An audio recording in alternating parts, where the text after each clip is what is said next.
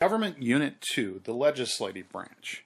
We start this unit here looking at a quote here from Samuel Clements, who said, "Suppose you were an idiot, and suppose you were a member of Congress, but," I repeat myself. Even back then, as you can see, Mark Twain was not a fan of Congress. And as of recent, we've seen a lot of people not really being very big fans of Congress, as they have not been able to get much done, especially during the time that we had the Republicans controlling the House of Representatives and the Democrats controlling the Senate. But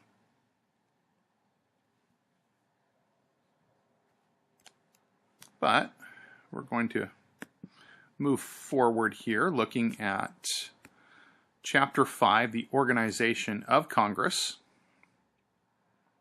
And first we'll look at our chapter objectives.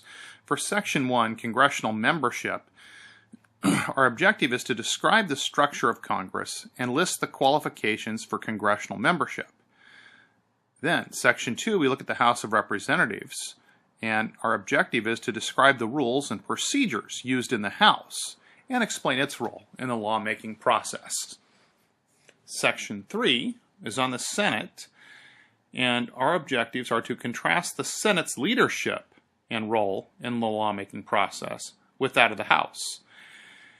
Then, for Section 4, we look at congressional committees, and our objective is to discuss the kinds of congressional committees. And last, in Section 5, we look at staff and support agencies, and our objective is to explain how staff members and support agencies participate in the legislative process. So let's start with Section 1, Congressional Membership. Congressional sessions. Each term of Congress has 2 sessions, and the sessions last until Congress votes to adjourn. Now, when we talk about each Congress has 2 sessions, basically what happens is they have congressional elections every 2 years. And so, each year basically is a session, and they will meet until they decide to adjourn.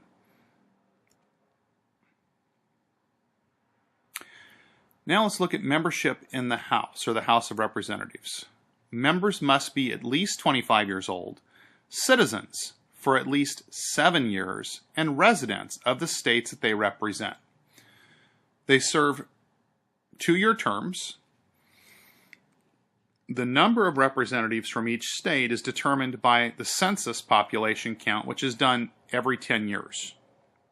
So the last one was done in 2010, so we're kind of right now in the halfway point in 2015. 2020 will be the next census. There are 435 voting members in the House. So that's the total number. Now, like I said, the representation from various states can change, but the total number stays the same. So, in other words, as we see population shifts or changes in the overall population, Congress will remain, or I should say in the House of Representatives, will remain at 435 members. But the number of members in any given state may vary. Some states may gain members, other states may lose members due to population shifts. State legislatures set up the congressional districts after the census, with 1 representative in each district. Now, this has become very controversial because what has become a long-standing practice is the party that controls the state legislature has often engaged in what has become known as gerrymandering, which basically means trying to draw the districts in such a way that it gives their party an advantage in the House of Representatives. So we've seen that take place, and it's created some very funky districts. Recently, there have been some court decisions, and like here in California, some legislation that puts a bit more of that into the hands of the voters, giving us a little bit greater say to try to correct some of those problems that have been created by gerrymandering. Senators must be at least 30 years old, citizens for at least 9 years, and residents of the states that they represent. Senators must serve serve for 6-year terms. 1/3 are elected every 2 years. So, kind of what happens with the Senate is that at any given time, you can never have more than 1/3 of the Senate changing. Even though elections are held every 2 years, 2/3 of the Senate will still be the same because 2/3 of the Senate are not up for election. So it's always 1/3 of the Senate, basically, that's going to be elected. Members of Congress cannot be arrested in cases not involving a felony or treason, and they cannot be sued for libel while Congress is in session. Both the Senate and the House may refuse to seat a member, and they may censure or even expel a member. Nearly half of the members of Congress are lawyers.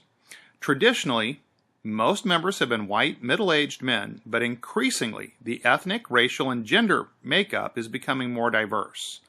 Most incumbents are re-elected because they are well-known, have an easier time raising campaign funds, and often represent districts that are gerrymandered in their favor. Increasingly, candidates are using the internet as a campaign tool.